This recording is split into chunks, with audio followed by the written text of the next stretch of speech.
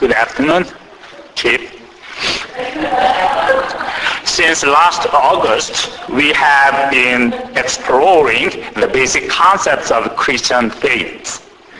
And we are doing this by reviewing some of Christian terminologies that we consciously and unconsciously use in our daily Christian talks. 안녕하세요. 지난 8월부터 기독교 신앙에 대한 기본적인 개념을 탐구하고 있습니다. 그리고 우리가 매일 알게 모르게 사용하는 그리스도인의 용어를 되짚어보며 이 일을 계속하고 있습니다. So far, we have covered Christian, gospel, and the church. And today's topic is about prayer. What is prayer? Why do we need to pray? And how? 그동안 그리스도인, 복음, 교회에 대해 말씀을 나누었는데 오늘 생각해 볼 주제는 기도입니다. 기도가 무엇일까? 왜 기도를 해야 하나? 어떻게 기도를 할까? According to Matthew 6, today's scripture reading, Jesus advises us not to be like the hypocrites. Whoever the hypocrites mean in this passage, they are accused of being insincere or ill-minded when they pray. They pray to be seen by the public. 오늘 본문 마태복음 6장에서 예수님은 우리에게 외식하는 자가 되지 말라고 하십니다. 본문에서 외식하는 자가 누가 되었든 그들은 딴 생각을 가지고 기도한다고 비난을 받습니다. 그들은 남에게 보이기 위해 기도를 합니다. Prayer is a communication between me and God, not me and the other people. Therefore, Jesus tells us to go into our room and shut the door, that no one can see that I pray. And he asked us not to use many meaningless words in repetition, because God already knows that we need something. 기도란 나와 하느님 사이에 일어나는 소통이지 나와 다른 사람과의 일이 아닙니다.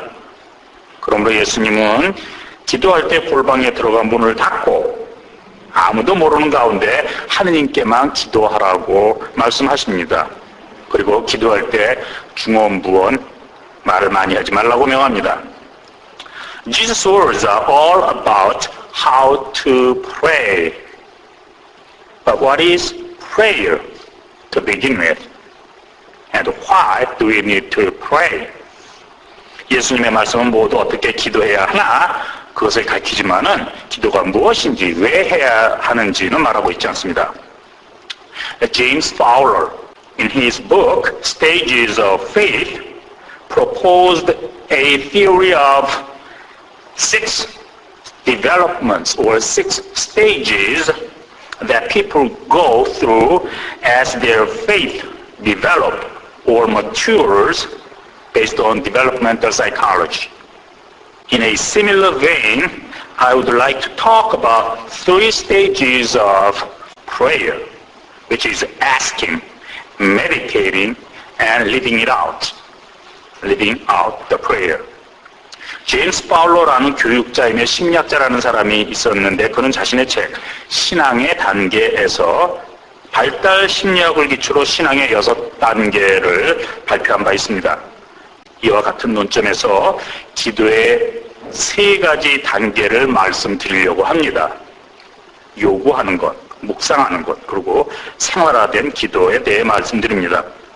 The first stage of prayer is asking. This is a most popular understanding of prayer. We ask something in and through prayer.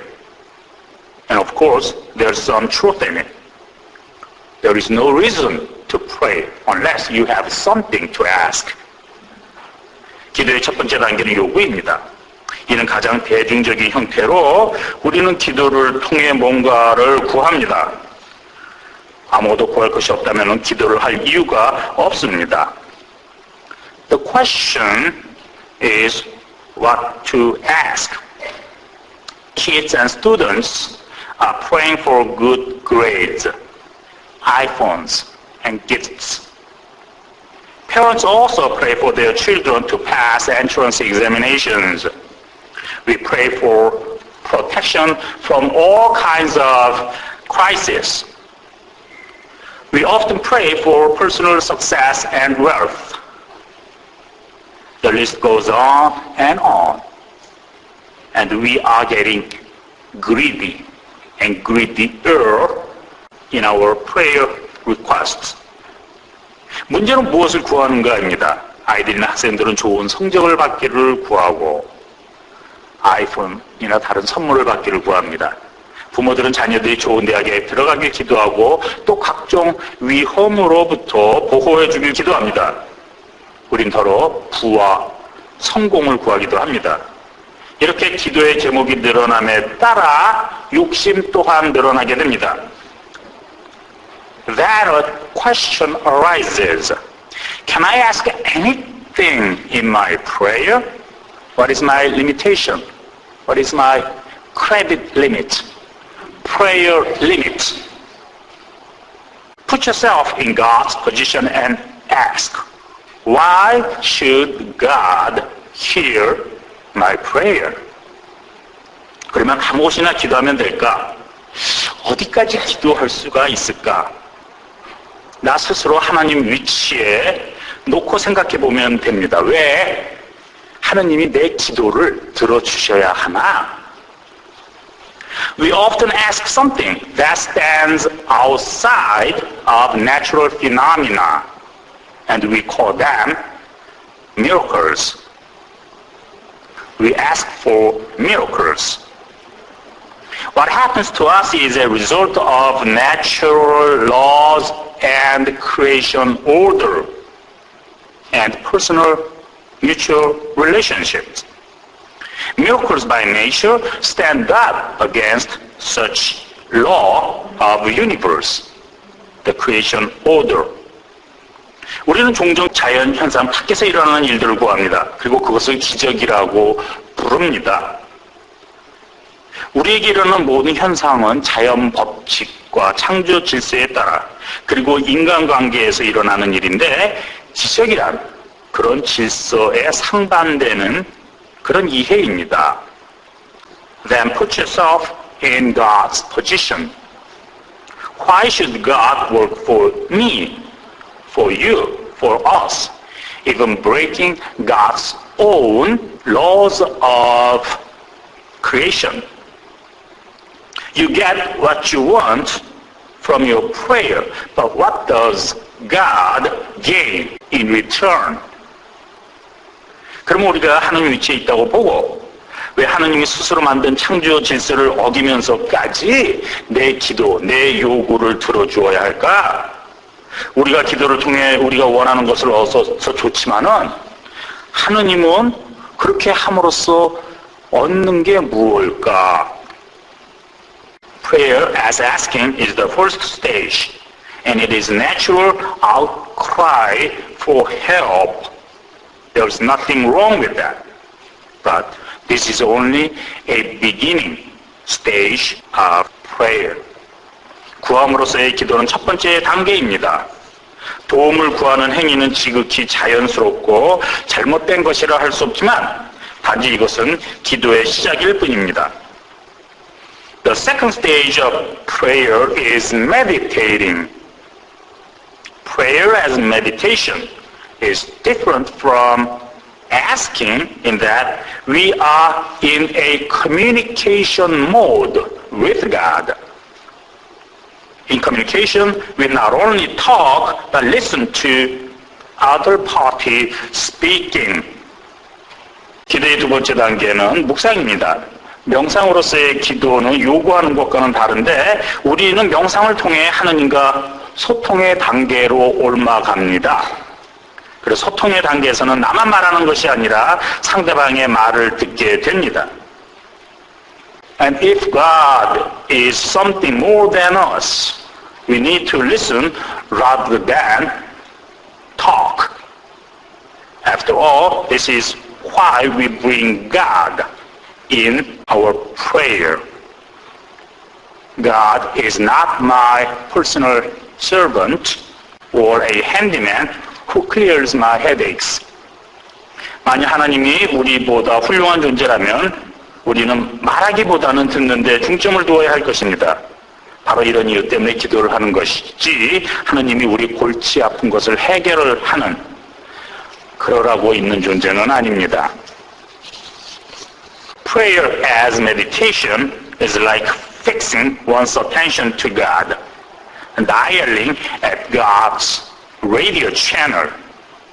In order to hear someone speaking, you need to stop talking. We need God's wisdom. That's what Jesus did at Gethsemane. 명상으로서의 기도는 우리의 모든 관심을 하나님께 돌린다는 점입니다. 마치 하느님이 진행하시는 방송에 초점을 맞추는 것과 같습니다. 상대방의 말을 들으려면 우선 내 말을 멈추어야 합니다. 하느님의 지혜를 구하기 때문에 그렇습니다. 이것이 예수님이 겟세마네에서 하는 일입니다. When Jesus confronted the upcoming danger, he outcried, he outpoured his frustration and cried out for help. Get me out of here.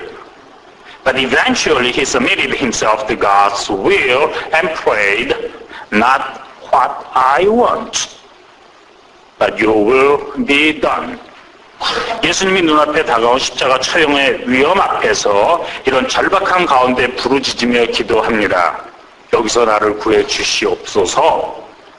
그러나 결국 예수님은 자신을 하나님 뜻에 맡기게 됩니다. 내 뜻대로 마시고 하나님의 뜻이 이루어지기를 원합니다. The third stage of prayer is living out that prayer.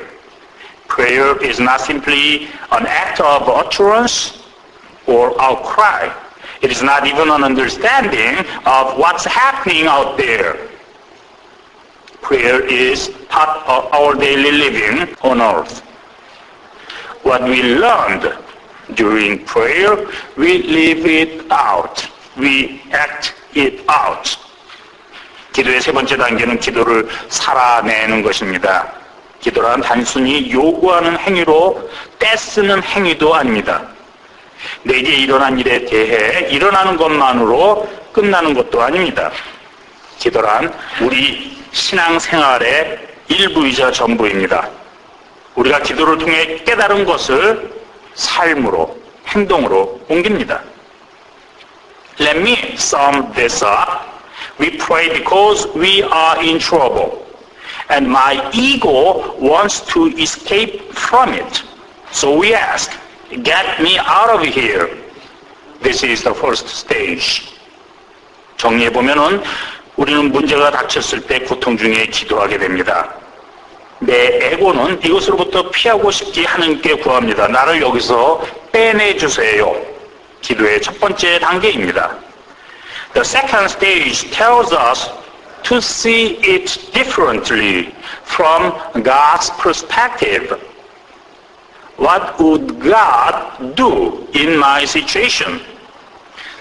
The way God sees, perceives my situation is different from my own egoistic view and perception.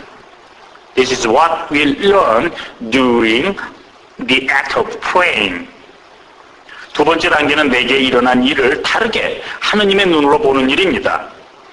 하느님이라면 내가 처한 상황에서 어떻게 대처하실까? 하느님이 보는 방식은 내 에고가 느끼고 보는 바와 크게 차이가 납니다. 이것을 기도를 통해 깨닫습니다. The third and final stage of prayer is to live it out. Jesus knew that death awaits him in Jerusalem. But after praying to God, he realized that this was what he must go through. The agonizing situation that forced him to pray did not change a bit. But his mind changed through prayer, and he was able to deal with that painful situation. 마지막 세 번째 단계로는 삶으로 드러난 기도입니다. 예수님은 예루살렘에 가면 죽을 것을 알면서도 기도 후에 그 길을 자신이 나갈 바임을 깨닫고 올라갑니다. 예수로 하여금 울부짖고 기도하게끔 했던 그 끔찍한 상황은 변하지 않았지만 기도를 통해 예수의 마음가짐이 변하게 됩니다. 이제 앞에 닥친 상황을 묵묵히 대처하게 됩니다. Then prayer is not a means of changing the way of the universe, the law of nature. Rather, prayer changes my way of seeing the world out there. The situation that discouraged me does not change. Only my view of it changed. And I no longer see that as a danger or discouragement. 기도란 세상의 이치, 자연 질서를 변화시키는 주문이나 주술이 아닙니다. 오히려 기도를 통해 내가 세상을 보는 눈이 바뀝니다. 나를 두렵게 했던 그 상황이 변하는 것이 아니고 내 마음가짐이 변해 나를 괴롭게 했던 그 상황을 더 이상 두려워하지 않게 됩니다. This is the power of prayer. Prayer awakens me, a divine power in me, and encourages me to confront the seemingly painful situation. 이것이 기도의 힘이고 능력입니다. 기도는 내 안에 있는 신적인 능력을 일깨워서 나로 하여금 위험한 상황을 대처하도록 합니다. I pray that the divine image in me is awakened through constant prayer and lead our daily living in the upcoming week. May it shine that we see the world around us just as God's self would see it. 내 안에 있는 하나님의 형상이 우리의 매일매일 이끌어갈 수 있기를 기도합니다. 내 안에 계신 하느님이 우리들 가운데 드러나고 그래서 하느님 자신이 세상을 보는 방식으로 우리도 처한 현실을 볼 수 있게 되기를 기도합니다.